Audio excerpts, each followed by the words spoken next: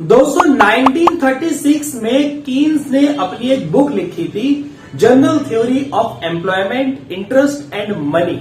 ये बुक इतनी ज्यादा फेमस हुई थी जिसको मैक्रो इकोनॉमिक्स के सिद्धांत के नाम से भी जाना जाता है या फिर केन्जियन थ्योरी के नाम से भी जाना जाता है। इसी बुक में कीन्स ने यह बताया था कि दुनिया में जो ग्रेट डिप्रेशन आया था, यानी कि महामंदी, आर्थिक महामंदी, वो क्यों आई थी और उसके क्या सॉल्यूशंस थे। जहां पर हमारे पुराने यानी कि क्लासिकल इकोनॉमिस्ट के पसीने छूट गए ये बताने में कि भाई दुनिया में ग्रेट डिप्रेशन कैसे आया, वहीं पर जो कीन्स हैं उन्होंने अपनी इस बुक के अंदर ये सॉल्यूशन बता दिया। सॉल्यूशन तो बाद में बताया, पहले उन्होंने रीजन या कारण ही बता दिया कि भाई ग्रेट डिप्रेशन क्यों आया और उसके क्या रीजन है और वो कैसे ठीक हो सकता है। अब इनकी जो ये बुक है 1936 में जो पब्लिश हुई, general theory of employment, interest and money, इसी बुक में कीन्स ने अपने रोजगार का सिद्धांत भी दिया जिसको केन्जियन थ्योरी ऑफ एम्प्लॉयमेंट यानी कि कीन्स का रोजगार का सिद्धांत। नमस्कार दोस्तों, मेरा नाम है सागर गुप्ता और इस वीडियो में हम केन्स का रोजगार का सिद्धांत ही समझेंगे। अब हम बात करते हैं सबसे पहले यहां पर हमारी जो इकोनॉमी होती है, जो हमारी अर्थव्यवस्था होती है, उसमें जो रोजगार व आय का स्तर होता है, यानी कि किसी भी इकोनॉमी में कितना एम्प्लॉयमेंट होगा, कितना इनकम होगी, वो किस पे डिपेंड करती है। वो डिपेंड करती है उत्पादन की मात्रा पर, उत्पादन की मात्रा पर, यानी कि क्वांटिटी ऑफ प्रोडक्शन। इसको आप ये भी लिख सकते हैं कुल उत्पादन की मात्रा, यानी कि टोटल क्वांटिटी ऑफ प्रोडक्शन। किसी भी इकोनॉमी में कितना एम्प्लॉयमेंट जनरेट होगा ये डिपेंड करता है कि उस इकोनॉमी के अंदर कितना प्रोडक्शन किया जाता है या फिर कितना उत्पादन किया जाता है। और ये जो उत्पादन है यानी कि कुल उत्पादन की मात्रा, ये किस पे डिपेंड करती है? ये डिपेंड करती है इफेक्टिव डिमांड पर, इफेक्टिव डिमांड पर। अब आप कहेंगे कि भाई ये इफेक्टिव डिमांड क्या होती है? इसको मैं अभी एक्सप्लेन करता हूं। हिंदी में इसको कहते हैं प्रभावी मांग या फिर प्रभावपूर्ण मांग। प्रभावी मांग या फिर प्रभावपूर्ण मांग। ये जो इफेक्टिव डिमांड है इसके अंदर दो चीज आ जाती है। इसके अंदर आ जाती है कुल मांग और कुल पूर्ति। कुल मांग और कुल पूर्ति यानी कि एग्रीगेट डिमांड और एग्रीगेट सप्लाई। अब आप कहेंगे कि इसमें इफेक्टिव डिमांड का क्या रोल है? इसको थोड़ा सा साइड में समझ लेते हैं कि जब इकोनॉमी में एग्रीगेट डिमांड और एग्रीगेट सप्लाई दोनों एक दूसरे के बराबर हो जाते हैं तो इसी को क्या कहा जाता है? Effective demand. यानी कि इफेक्टिव डिमांड के अंदर दो चीज हमें देखने को मिलेंगी, एक एग्रीगेट डिमांड और एक एग्रीगेट सप्लाई। अच्छा, एक चीज और आपको जाननी है यहाँ पे कि जो एग्रीगेट सप्लाई होती है इसको हम शॉर्ट रन में ना तो बढ़ा सकते हैं ना इसमें कोई छेड़छाड़ कर सकते हैं। यानी कि शॉर्ट रन में जो हमारी एग्रीगेट सप्लाई है इसके अंदर कोई भी चेंज नहीं आएगा, अल्पकाल में इसमें चेंज नहीं आ पाएगा। तो हमें किस में चेंज करना होगा? हमें चेंज करना होगा कुल मांग में, यानी कि जो हमारी एग्रीगेट डिमांड है इसके अंदर चेंज करना होगा और इसमें जो चेंज आएगा उससे एम्प्लॉयमेंट इफेक्ट होगा या एम्प्लॉयमेंट जनरेट होगा। कैसे होगा वो भी मैं आपको समझाता हूं। स्पेस थोड़ा कम है, मैं दोबारा से ऊपर नोट करके बताता हूं आपको। तो दोस्तों ये मैंने चार्ट बना दिया है क्योंकि स्पेस थोड़ा सा कम था। अब यहाँ पे चीजें आपको क्लियरली समझ आ जाएंगी। हमने क्या बात की कि भाई जो रोजगार का स्तर है यानी लेवल ऑफ एम्प्लॉयमेंट है वो किस पे डिपेंड करता है? Total quantity of production. और टोटल क्वांटिटी ऑफ प्रोडक्शन किस पे डिपेंड करती है? इफेक्टिव डिमांड पर, यानी कि प्रभावी मांग पर। प्रभावी मांग या इफेक्टिव डिमांड किसे कहते हैं? मैंने बताया था अभी इससे पहले कि जहां पे एग्रीगेट डिमांड और एग्रीगेट सप्लाई दोनों एक दूसरे के क्या हो जाते हैं? बराबर हो जाते हैं। तो उसी पॉइंट को क्या बोला जाता है? Effective demand. यानी कि इफेक्टिव डिमांड में दो चीजें आ रही हैं, aggregate demand and aggregate supply.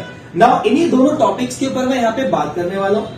Effective demand के अंदर एक होता है सामूहिक मांग, जिसको आप एग्रीगेट डिमांड या समग्र मांग भी कह सकते हैं, और एक होता है सामूहिक पूर्ति यानी कि एग्रीगेट सप्लाई। अच्छा, अब यहाँ पे जो एग्रीगेट सप्लाई है ये तो शॉर्ट रन में हम नहीं छेड़ेंगे, हम इसमें बात करेंगे किसकी? सामूहिक मांग की, यानी कि एग्रीगेट डिमांड की। क्योंकि भाई शॉर्ट रन में हम सप्लाई ज्यादा नहीं बढ़ा सकते हैं एकदम से, हमें क्या छेड़ना पड़ेगा, सामूहिक पूर्ति। और ये बात कौन कर रहा है, ये बात केन्स कर रहे हैं, ठीक है, क्योंकि एम्प्लॉयमेंट कैसे जनरेट होता है वही हम समझने की कोशिश कर रहे हैं। मैं डायग्राम के थ्रू भी समझाऊंगा, पहले थोड़ा सा कॉन्सेप्ट क्लियर कर रहा हूं। अच्छा, अब यहाँ पे जो एग्रीगेट डिमांड है उसमें दो प्रकार की चीजें आती है। आपने पहले भी पढ़ा होगा कि जो एग्रीगेट डिमांड है वो कैसे निकलता है, C+I, यानी कि कंजप्शन एंड एक्सपेंडिचर। जब कंजप्शन एंड एक्सपेंडिचर को हम क्या करेंगे, जोड़ देंगे तो हमें क्या मिल जाएगा, एग्रीगेट डिमांड मिल जाएगा। अच्छा, तो इस एग्रीगेट डिमांड में एक होता है C, एक होता है I।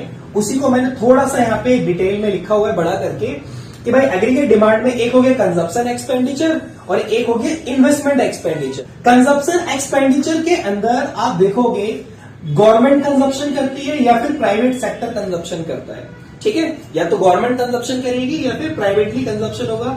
सिमिलरली इन्वेस्टमेंट में भी अगर हम देखेंगे तो एक गवर्नमेंट इन्वेस्टमेंट होगा, government investment consumption, sorry government investment expenditure, और एक होगा प्राइवेटली लोग अपना इन्वेस्टमेंट कर रहे हैं, इन्वेस्टमेंट एक्सपेंडिचर। अब यहां पे ना आपको एक चीज समझनी है ध्यान से, मैं इधर आ जाता हूं, हाँ जी। अब यहां पे आपको एक चीज समझनी है ध्यान से कि भाई जो एग्रीगेट डिमांड है उसमें कंजप्शन एंड इन्वेस्टमेंट दोनों आएगा, ठीक है। कंजप्शन ये रहा, इन्वेस्टमेंट ये रहा। कंजप्शन के अंदर दो तरीके का कंजप्शन, यानी कि दो लोग कंजप्शन कर रहे हैं, एक तो गवर्नमेंट के थ्रू कंजप्शन एक्सपेंडिचर किया जा रहा है और एक प्राइवेट पीपल्स के थ्रू, ठीक है। ऐसे ही इन्वेस्टमेंट भी दो प्रकार का हो रहा है, एक गवर्नमेंट के थ्रू इन्वेस्टमेंट किया जा रहा है और एक प्राइवेटली इन्वेस्टमेंट किया जा रहा है प्रोड्यूसर्स के थ्रू, ठीक है।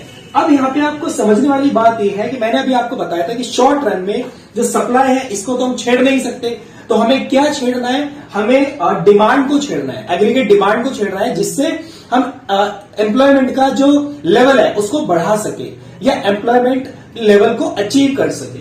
अच्छा, अब यहां पे देखो जो गवर्नमेंट है और प्राइवेट है, इन दोनों में अगर हमें डिमांड बढ़ानी है तो हमें कंजप्शन बढ़ाना होगा और हमें इन्वेस्टमेंट बढ़ाना होगा, तभी डिमांड बढ़ेगी। लेकिन इसमें आपको एक चीज समझनी है कि जो कंजप्शन के अंदर दो चीजें आती हैं, उसमें कौन एक्सपेंडिचर करेगा कि भाई डिमांड बढ़ जाए, प्राइवेट तो नहीं करेंगे, प्राइवेट कंजप्शन नहीं होगा। अब आप बोलोगे क्यों नहीं होगा, भाई पहले ही मतलब कि लेस डिमांड है इकोनॉमी के अंदर, है ना, पहले ही मंदी की स्थिति चल रही है, एम्प्लॉयमेंट है नहीं, तो डिमांड कहां से बढ़ जाएगी।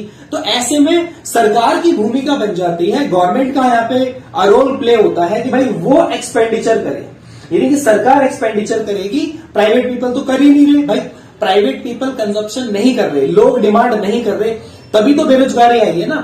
तो हम लोगों की डिमांड को शॉर्ट टर्म में कैसे बढ़ाएंगे, वो नहीं बढ़ा सकते। गवर्नमेंट को क्या करना पड़ेगा, अपना कंजप्शन बढ़ाना पड़ेगा, गवर्नमेंट को एक्सपेंडिचर करना पड़ेगा। देखो सरकार जितना खर्च करती है उतना ही एम्प्लॉयमेंट जनरेट होता है। मैं थोड़ा सा आपको समझाने की कोशिश करता हूं। अगर सरकार स्कूल बनाती है तो भाई स्कूल बनाने के लिए लेबर हायर करनी पड़ेगी, मटेरियल मंगाना पड़ेगा, कॉन्ट्रैक्टर होगा, डीलर होगा, इन सबको क्या मिल जाएगा, एम्प्लॉयमेंट। फिर जब स्कूल बनके तैयार हो जाएगा तो उसमें टीचर्स, स्टाफ और जो दूसरे लोग हैं उनको एम्प्लॉयमेंट मिल जाएगा। तो जब गवर्नमेंट एक्सपेंडिचर करती है तो एम्प्लॉयमेंट जनरेट होता है। नाउ अब हम बात करेंगे प्राइवेट तो कंजप्शन हो नहीं पाएगा। अब इसमें आता है इन्वेस्टमेंट। इन्वेस्टमेंट में इन्वेस्टमेंट कौन करेगा भाई, सेम वही चीज, प्राइवेट इन्वेस्टमेंट तो होएगा ही नहीं ना, इन्वेस्टमेंट कौन करेगा, गवर्नमेंट। तो गवर्नमेंट अपना कंजप्शन भी कर रही है और गवर्नमेंट ही इन्वेस्टमेंट कर रही है, प्राइवेट लोगों का यहां पे रोल नहीं हो पाएगा। तो इस तरीके से जब गवर्नमेंट अपने एक्सपेंडिचर यानी कंजप्शन एक्सपेंडिचर रेज करे और इन्वेस्टमेंट रेज करे तो इन दोनों चीजों से एग्रीगेट डिमांड क्या होगी, बढ़ जाएगी। और जब एग्रीगेट डिमांड बढ़ेगी तो उससे कौन सा लेवल अचीव होगा, फुल एम्प्लॉयमेंट का लेवल। लेकिन कीन्स ने यह भी बताया कि भाई फुल एम्प्लॉयमेंट के लेवल से पहले एक और लेवल अचीव हो सकता है जिसको अंडर एम्प्लॉयमेंट कहा जाता है, जिसमें एक्चुअल में होता क्या है कि एग्रीगेट डिमांड और एग्रीगेट सप्लाई दोनों क्या हो जाते हैं, एक दूसरे के बराबर हो जाते हैं। अब ये कैसे बराबर होते हैं वो मैं आपको डायग्राम के थ्रू एक्सप्लेन करने वाला हूं। इसको आप ध्यान से समझ लीजिए, इसका एक स्क्रीनशॉट ले लीजिए और फिर अपने नोटबुक पे भी इसका एक चार्ट जरूर बना लिएगा इस तरीके से, ताकि आपको चीजें क्लियरली रहे। अब बात करते हैं इसको थोड़ा सा ग्राफिकल रिप्रेजेंटेशन से समझेंगे कि कैसे यहाँ पे चीजें होंगी। दोस्तों डायग्राम की तरफ बढ़ने से पहले आपको इसकी कुछ एजम्पशंस हैं, इसकी मान्यताएं हैं, वो जानना बहुत जरूरी है। सबसे पहले हम बात करते हैं कि पूरा का पूरा कॉन्सेप्ट शॉर्ट रन के ऊपर बेस्ड है। मैंने आपको बताया कि भाई इसमें अल्पकाल की बात हो रही है, ठीक है, अल्पकाल यानी कि शॉर्ट रन की बात हो रही है, तभी इसके अंदर जो एग्रीगेट सप्लाई है उसको नहीं छेड़ना है। उसके बाद बात करते हैं क्लोज्ड इकोनॉमी की, यानी कि यहां पे जो बात हो रही है किसकी, वो हो रही है बंद अर्थव्यवस्था, बंद अर्थव्यवस्था। क्लोज्ड इकोनॉमी, क्लोज्ड इकोनॉमी आप समझते हैं, क्लोज्ड इकोनॉमी वह इकोनॉमी होती है जिसमें देश के अंदर जितना भी प्रोडक्शन किया जाता है, उत्पादन किया जाता है, वो देश के अंदर ही खपत किया जाता है, यानी कि खरीदा बेचा जाता है, देश के बाहर नहीं खरीदा बेचा जाता। ऐसी इकोनॉमी को क्लोज्ड इकोनॉमी कहते हैं, यानी कि फॉरेन रिलेशन व्यापार को लेकर हमारे नहीं होते हैं। अच्छा, डिमिनिशिंग मार्जिनल प्रोडक्टिविटी, उत्पादन में घटते प्रतिफल। इसका मतलब क्या होता है, जब हम किसी एक साधन पर, जब हम किसी एक मशीन पर जैसे जैसे लेबर बढ़ाएंगे तो हमारा जो प्रोडक्शन है वो एक टाइम तक तो बढ़ेगा, लेकिन उसके बाद घटना शुरू हो जाएगा। जैसे मान लीजिए कि एक कोई मशीन है, उस मशीन पर 4 लोग काम कर सकते हैं, ठीक है, तो हमने वहां पे 2 लोग लगाए तो प्रोडक्शन हुआ, 3 लोग लगाए प्रोडक्शन और ज्यादा हुआ, 4 लोग लगाए प्रोडक्शन और ज्यादा हुआ। लेकिन उसी मशीन पर जब हम 5 या 6 लोग लगा देंगे काम करने के लिए, तो उस मशीन पर अब काम करना सबके लिए थोड़ा सा डिफिकल्ट हो जाएगा, तो इससे प्रोडक्शन लेवल क्या होगा, गिर जाएगा। एंड नेक्स्ट आता है परफेक्ट कंपटीशन मार्केट, यानी कि कीन्स ने अपना जो रोजगार का सिद्धांत दिया है उसके लिए कौन से मार्केट को चूज किया है, परफेक्ट कंपटीशन मार्केट, पूर्ण प्रतियोगिता बाजार। पूर्ण प्रतियोगिता बाजार वह बाजार होता है जिसमें सेलर और बायर ये दोनों बहुत ज्यादा क्वांटिटी में होते हैं, ठीक है, मतलब बेचने वाले भी बहुत सारे होते हैं और खरीदने वाले भी बहुत सारे होते हैं। ऐसे मार्केट को परफेक्ट कंपटीशन मार्केट कहते हैं। अच्छा, अंडर एम्प्लॉयमेंट इक्विलिब्रियम, केन्स ने बोला कि भाई फुल एम्प्लॉयमेंट इक्विलिब्रियम अगर नहीं भी प्राप्त होता तो भी अंडर एम्प्लॉयमेंट इक्विलिब्रियम मिल जाता है। कैसे मिल जाता है, ये ग्राफ में अभी दिखाऊंगा। अच्छा, money is the medium of exchange as well as the basis of savings. कहने का मतलब जो हमारी मनी होती है, जो मुद्रा होती है, वो एक्सचेंज के मीडियम का तो काम करती है, उससे हम चीजें खरीदते बेचते तो है ही, लेकिन मनी का एक और काम है और वो क्या है, सेविंग्स। तो जब इकोनॉमी में लोग सेविंग्स करते हैं तो इसका भी एम्प्लॉयमेंट पे बहुत असर पड़ता है, ये बात कीन्स ने बताई है।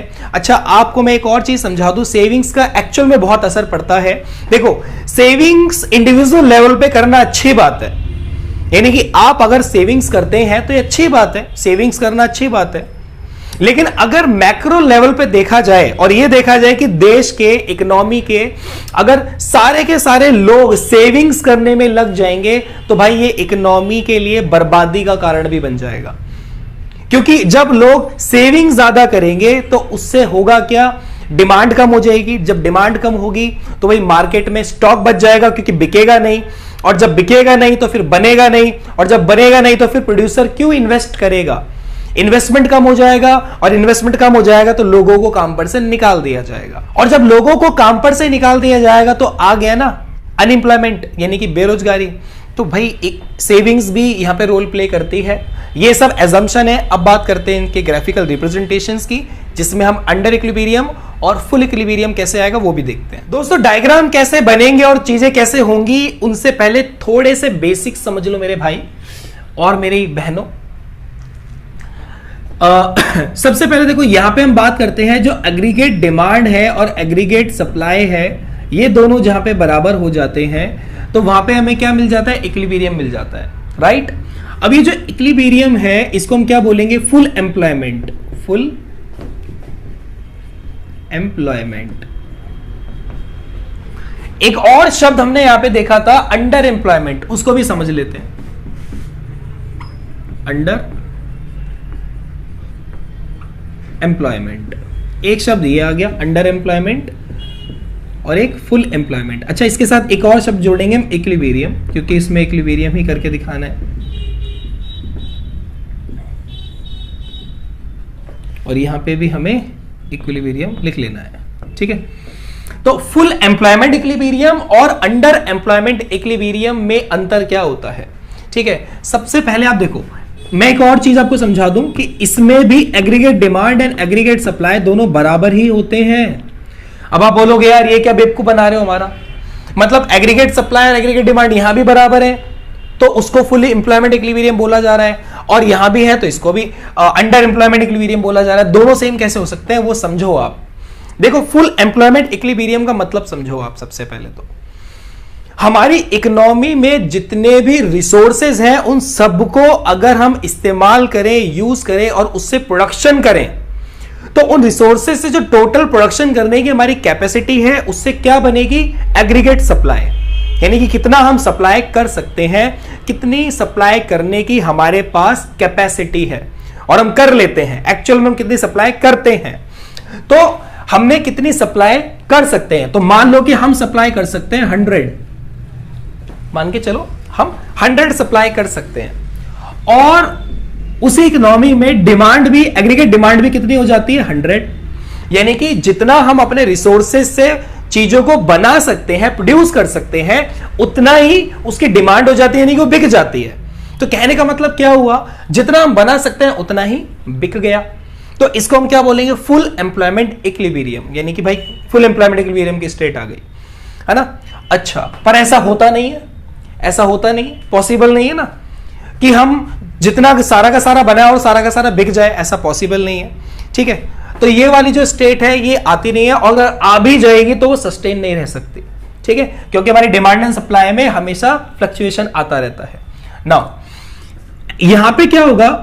हमारी जो एग्रीगेट सप्लाई है, कैपेसिटी कितनी है? 100, पर इतनी नहीं कर पाते हैं हम। कितनी कर पाते हैं? मान लो कि हमने जो हमारी जो एग्रीगेट सप्लाई है वो है 100, एग्रीगेट सप्लाई कितनी? 100 है, पर हम डिमांड कितनी करते हैं? मान लो 70। तो यहां पे क्या हुआ? 30 की कमी हो गई ना, 30 की क्या हो गई है? कमी हो गई है। अब ये जो 30 की कमी हुई है, इसी को हमें क्या करना पड़ेगा? बढ़ाना पड़ेगा।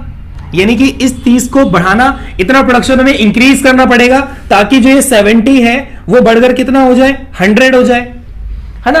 अब जब ये 100 होगा तो फिर कौन सी स्टेट आ जाएगी? फुल एम्प्लॉयमेंट वाली, है ना। फुल एम्प्लॉयमेंट वाली स्टेट आ जाएगी। लेकिन हमें एक्चुअल में एक चीज और देखनी है यहां पे, कि जो हमारी एग्रीगेट सप्लाई है वो हो ही रही है कितनी?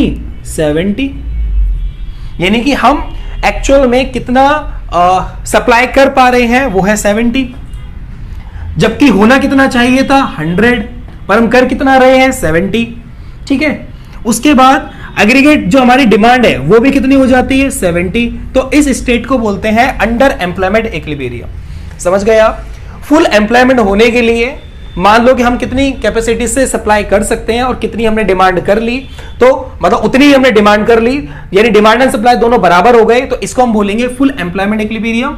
लेकिन जो हमारा फुल एम्प्लॉयमेंट इक्विलिब्रियम का लेवल है, अगर उससे कम की डिमांड होती है या सप्लाई होती है और दोनों एक दूसरे की क्या हो जाते हैं? बराबर। कीन्स ने यही बताया है, कीन्स ने यही बताया कि भाई इकोनॉमी में फुल एम्प्लॉयमेंट के अलावा, ठीक है, अंडर एम्प्लॉयमेंट इक्विलिब्रियम भी आ सकता है जब ये दोनों एक दूसरे के बराबर हो जाते हैं। तो दोनों एक दूसरे के बराबर हो गए, ठीक है। और मैंने एक चीज और भी बताई कि अगर मान लो कि एग्रीगेट सप्लाई हमारी 100 है, ठीक है, और हमारी जो एग्रीगेट डिमांड है वो 70 है, तो यानी कि 30 की डेफिशिएंसी आ गई, यानी कि कमी आ गई। इसी 30 को बढ़ाने के लिए, इसी 30 का प्रोडक्शन करने के लिए हमें क्या करना पड़ेगा? अभी मैंने पहले समझाया था चार्ट में कि प्रोडक्शन बढ़ाने के लिए हमें एक्सपेंडिचर करना पड़ेगा, और एक्सपेंडिचर कौन करेगा? प्राइवेटली तो होगा नहीं, तो कौन करेगा? गवर्नमेंट। गवर्नमेंट कंजप्शन एक्सपेंडिचर होगा और गवर्नमेंट इन्वेस्टमेंट करेगी, ठीक है। अब बात करते हैं इसको डायग्राम में कैसे रिप्रेजेंट करेंगे। दोस्तों डायग्राम में हमें क्या करना है? पहले तो एक डिमांड का डायग्राम बना लेना, एग्रीगेट डिमांड का, ठीक है। उसके बाद यहां पे मैं आपको एग्रीगेट सप्लाई का डायग्राम बना के दिखाऊंगा। देखो डिमांड का जो डायग्राम है वो कुछ इस तरीके से बनेगा, ऐसे, ठीक है, इस तरीके से बनेगा। और जो हमारा सप्लाई का जो डायग्राम है वो किस तरीके से बनेगा? वो ऐसे जाएगा और एक लेवल के बाद वो डायग्राम खड़ा हो जाएगा, ठीक है। ये इस लेवल के बाद हमारा जो डायग्राम है वो ऐसे वर्टिकली खड़ा हो जाएगा।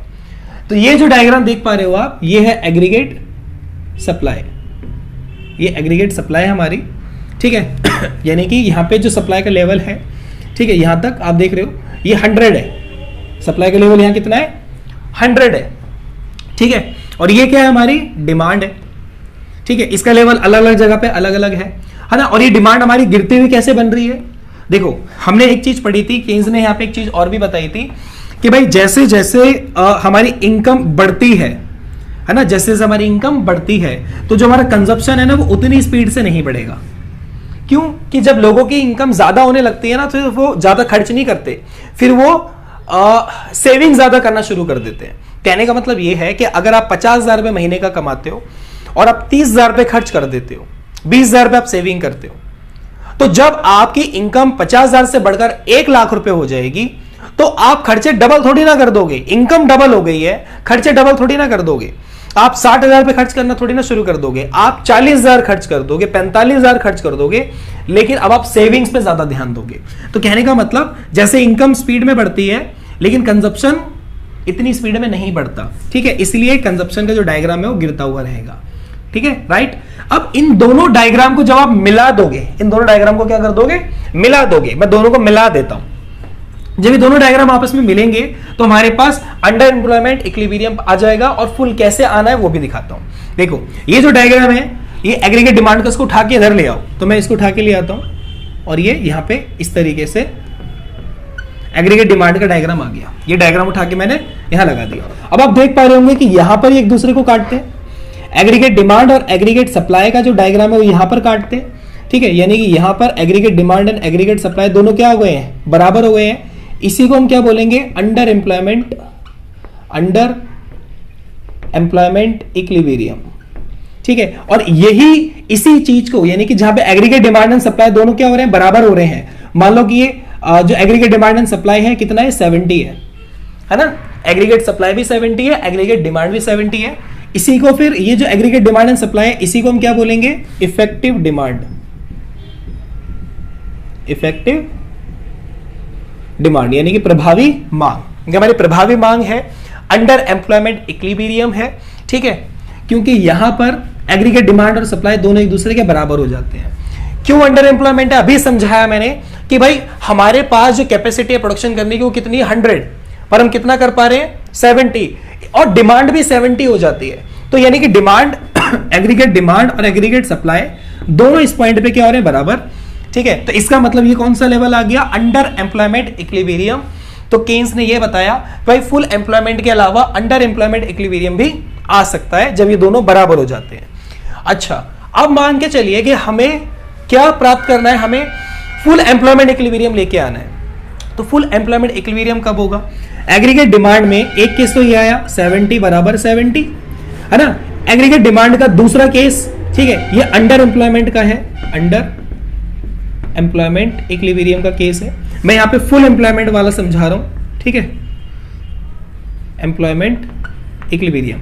इस केस में क्या होगा, जितनी हमारी एग्रीगेट डिमांड है उतनी ही एग्रीगेट सप्लाई, एग्रीगेट सप्लाई 100 है, ठीक है, तो एग्रीगेट डिमांड भी 100 होनी चाहिए। अच्छा, एग्रीगेट डिमांड 100 होने के लिए डायग्राम फिर यहां से जाता हुआ इधर काटना चाहिए, है ना। इसको थोड़ा सा हटाते हैं, ठीक है, यहां से जो डायग्राम है हमारा एग्रीगेट डिमांड का वो ऐसे जाएगा और यहां पे इसको काटेगा, तभी तो एग्रीगेट डिमांड का डायग्राम ऐसे बनेगा ना। तो जब एग्रीगेट डिमांड का डायग्राम इस तरीके का बनेगा तो यहां पे एक्चुअल में है क्या, यहां पे जो ये पहले वाली एग्रीगेट डिमांड थी, मैं इसको नाम दे देता हूं, इसको एग्रीगेट डिमांड U कह देता हूं और इसको एग्रीगेट डिमांड F कह देता हूं, ठीक है, यानी कि क्योंकि इसमें फुल इंप्लीमेंट आ रहा है ना इस तरीके से। तो यहां पे ये जो एग्रीगेट डिमांड है जो हम पहले से ज्यादा क्या हो गई, बढ़ गई है, मतलब ये भी 100 हो गई है। कैसे 100 हो गई है, क्योंकि यहां पर जो एग्रीगेट डिमांड U है इसमें क्या ऐड हो गया है, इन्वेस्टमेंट, क्या ऐड हो गया है, इन्वेस्टमेंट और कंजप्शन ले लेता हूं मैं, ठीक है। तो इसमें मैं लिखूंगा यहां पे गवर्नमेंट एक्सपेंडिचर, ये काफी रहेगा, ठीक है, ये ठीक है। तो गवर्नमेंट ने क्या कर दिया, अपना एक्सपेंडिचर क्या कर दिया, बढ़ा दिया। तो गवर्नमेंट ने जब एक्सपेंडिचर बढ़ाया तो हमारा जो डिमांड कर वो शिफ्ट होकर कहां चला गया, ऊपर, और यहां पे इस पॉइंट पर एग्रीगेट डिमांड और एग्रीगेट सप्लाई बराबर हो रहे हैं। और ये कौन सा पॉइंट आ गया, ये वाला आ गया, ये पॉइंट, इसको हम नाम देंगे full employment, full employment equilibrium. तो आई होप दोस्तों आपको समझ आ गया होगा कि अंडर एम्प्लॉयमेंट इक्विलिब्रियम 70 पे हुआ और फुल एम्प्लॉयमेंट इक्विलिब्रियम 100 पे हुआ।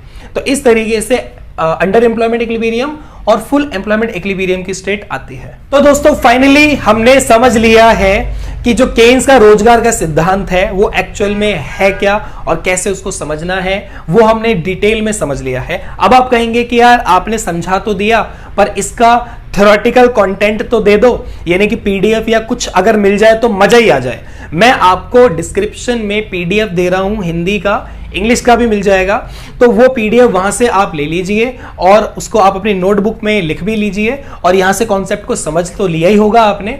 तो इससे आपका ये वाला जो क्वेश्चन है वो परफेक्टली क्लियर हो जाता है और इसको एग्जाम में आप अच्छे से करके जरूर आना।